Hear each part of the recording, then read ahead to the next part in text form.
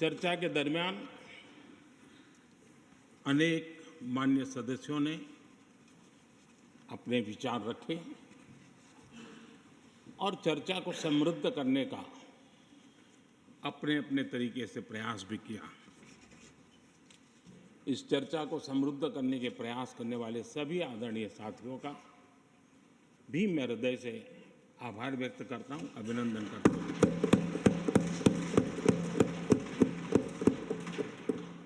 कुछ साथियों के लिए आलोचना करना, कड़वी बातें करना, ये उनकी मजबूरी थी। उनके प्रति भी मैं संवेदनाएं प्रकट करता हूं।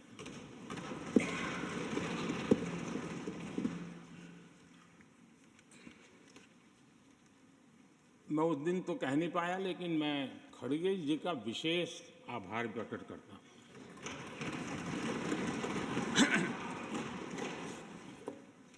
बहुत ध्यान से सुन रहा था खड़गे जी उस दिन में, और ऐसा आनंद आया, ऐसा बहुत कम मिलता है। लोकसभा में तो कभी कभी मिल जाता है, लेकिन आजकल वो दूसरी ड्यूटी पर है, तो मनोरंजन कम मिलता है। लेकिन लोकसभा में मनोरंजन की जो कमी हमें खल रही है, उस दिन आपने पूरी कर दी।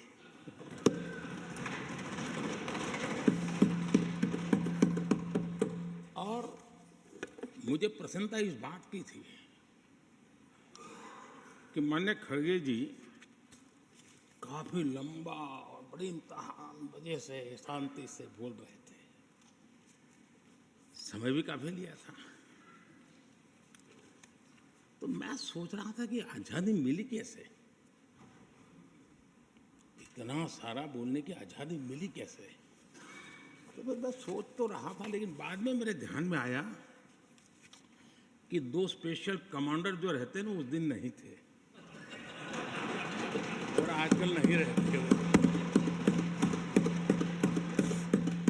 और इसलिए बहुत भरपूर फायदा स्वतंत्रता का आदरणीय खड़गे जी ने उठाया।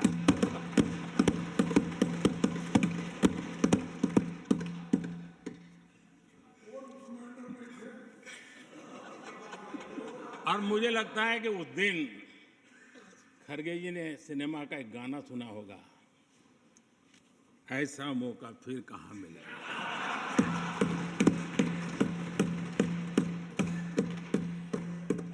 और खड़गे जी भी एम्पायर नहीं है, कमांडोज नहीं है, तो चौके छक्के मारने में मजा आ रहा था उनको। लेकिन एक बात खुशी की रही, उन्होंने जो 400 सीट एनडीए के लिए आशीर्वाद दिया था,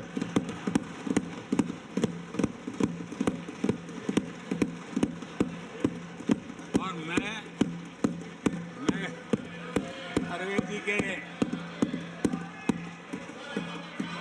इन आशीर्वाद को, आपके आशीर्वाद मेरे सर आंखों पर, अब आपको आशीर्वाद वापिस लेना तो ले सकते हैं, क्योंकि एक कमांडो तो आ गए हैं।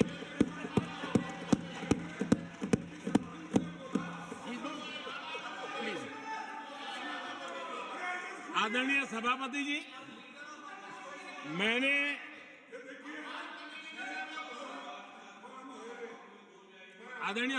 जी, मुझे पिछले वर्ष का वो प्रसंग बराबर याद है। उस सदन में हम बैठते थे और देश के प्रधानमंत्री की आवाज को गला घोंटने का भरपूर प्रयास किया गया। हम बड़े धैर्य के साथ, बड़ी नम्रता के साथ आपके एक एक शब्द को सुनते रहे, और आज भी आप न सुनने की तैयारी के साथ आए हैं। आप न सुनने की तैयारी के साथ आए हैं, लेकिन मेरी आवाज को आप दबा नहीं सकते हैं।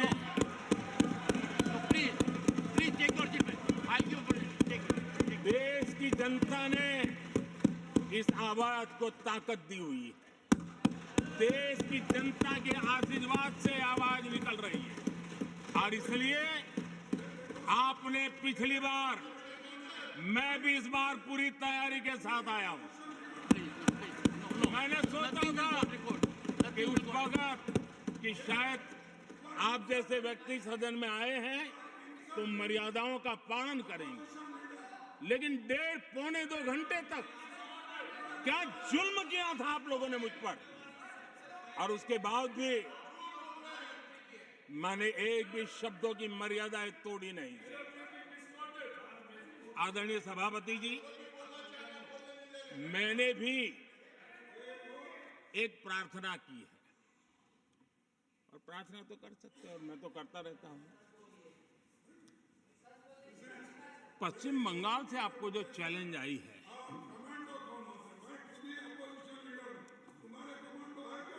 और पश्चिम बंगाल से चैलेंज आई है कि कांग्रेस 440 पार नहीं कर पाएगी, 40 पार नहीं कर पाएगी। मैं प्रार्थना करता हूं कि आप 40 बचा पाएं।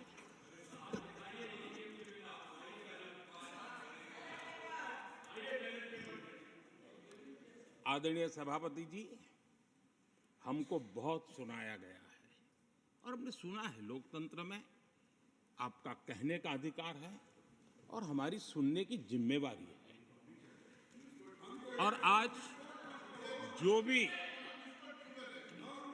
जो भी बातें हुई हैं उसको मुझे देश के सामने रखनी चाहिए और इसलिए मैं प्रयास करूंगा। आदरणीय सभापति जी, ये जब सुनता हूं, उधर भी सुना इधर भी सुना, मेरा विश्वास पक्का हो गया है कि ये पार्टी सोच से भी आउटडेटेड हो गई है।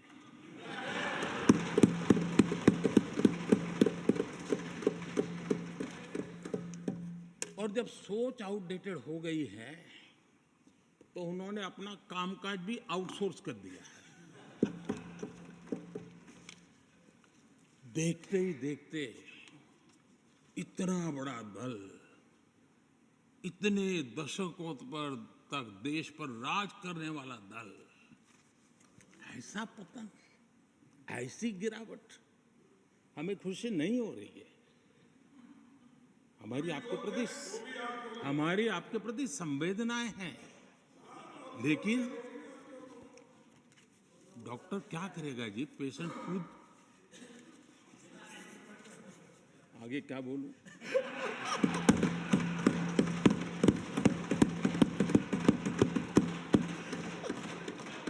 आदरणीय सभापति जी,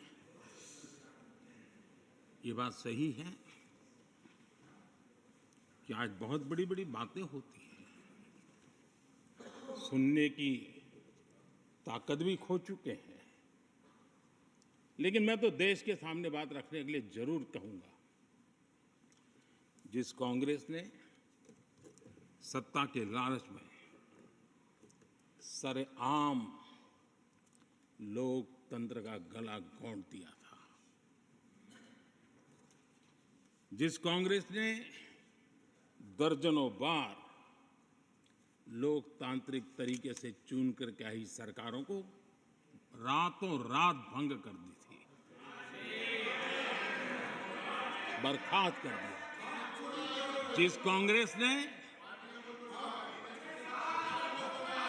देश की संविधान, लोकतंत्र की मर्यादाओं को जेल के सलाखों के पीछे बंद कर दिया था, जिस कांग्रेस ने अखबारों पर ताले लगाने तक की कोशिश की थी, आवाज, जो कांग्रेस देश को तोड़ने के नैरेटिव घड़ना का नया शौक उनको पैदा हुआ, इतना तोड़ा कम नहीं है, अब उत्तर दक्षिण को तोड़ने के लिए बयान दिए जा रहे हैं।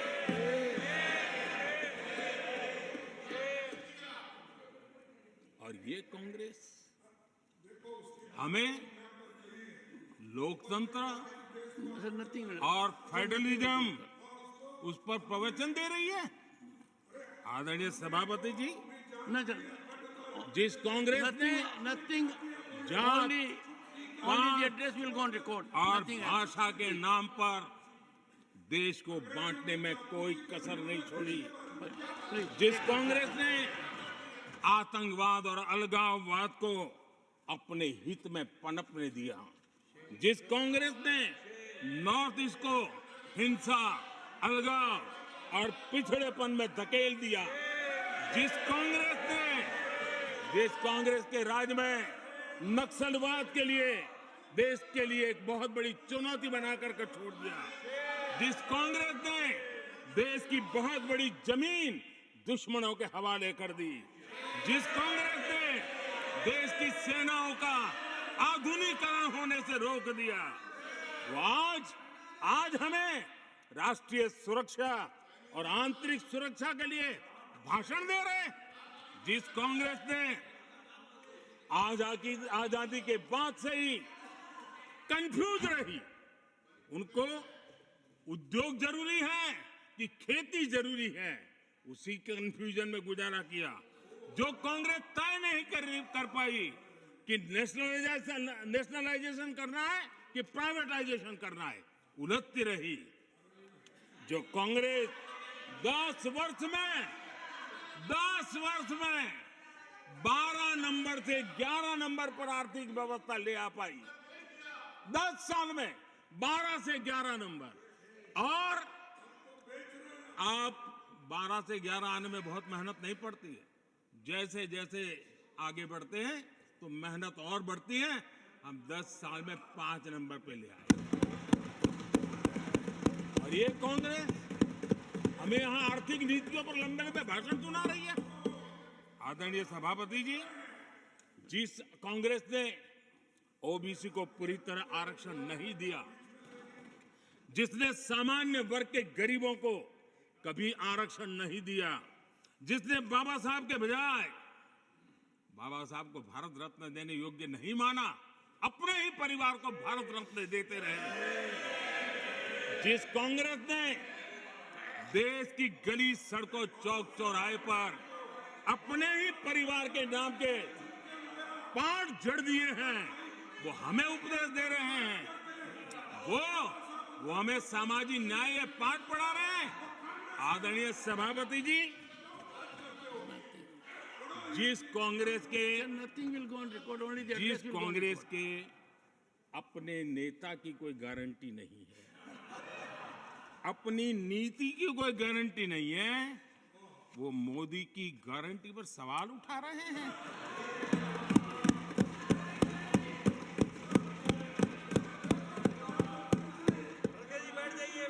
आदरणीय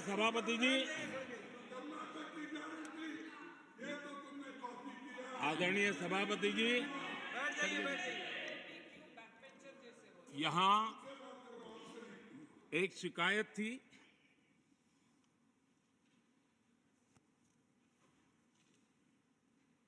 और उनको लगता है कि हम ऐसा क्यों कहते हैं, हम ऐसा क्यों देख रहे हैं। देश और दुनिया उनके 10 साल के कार्यकाल को ऐसे क्यों देखती थी? देश क्यों नाराज हो गया?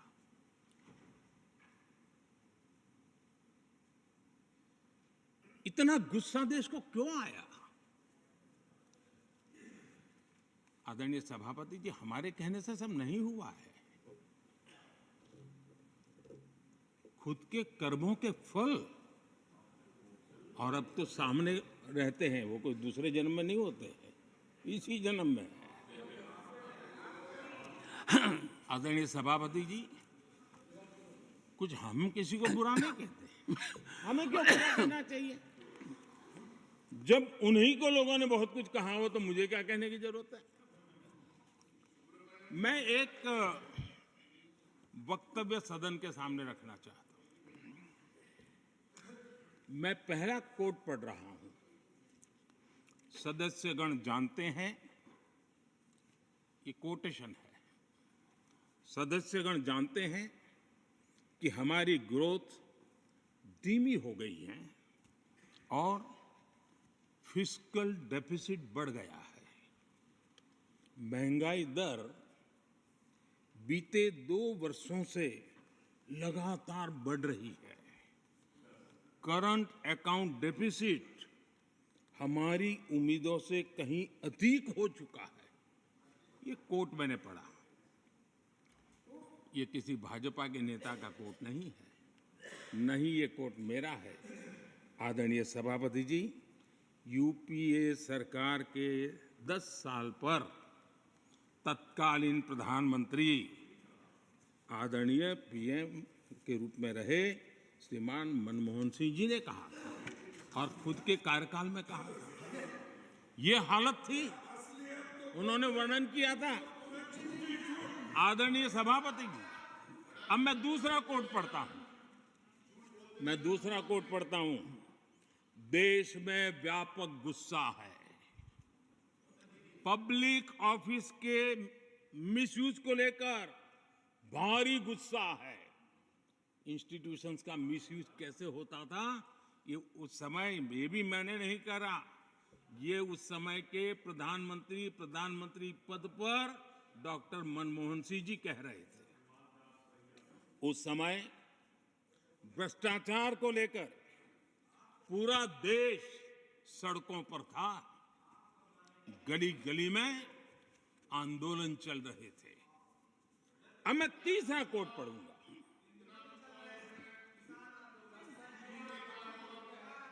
एक संशोधन की कुछ पंक्तियां हैं, इसको भी आप सुनिए। टैक्स कलेक्शन में भ्रष्टाचार होता है, इसके लिए जीएसटी लाना चाहिए। राशन की योजना में लीकेज होती है, जिससे देश का गरीब सबसे अधिक पीड़ित है। इसको रोकने के लिए उपाय खोजने होंगे। सरकारी ठेके जैसे दिए जा रहे हैं, उस पर शक होता है। ये भी तत्कालीन प्रधानमंत्री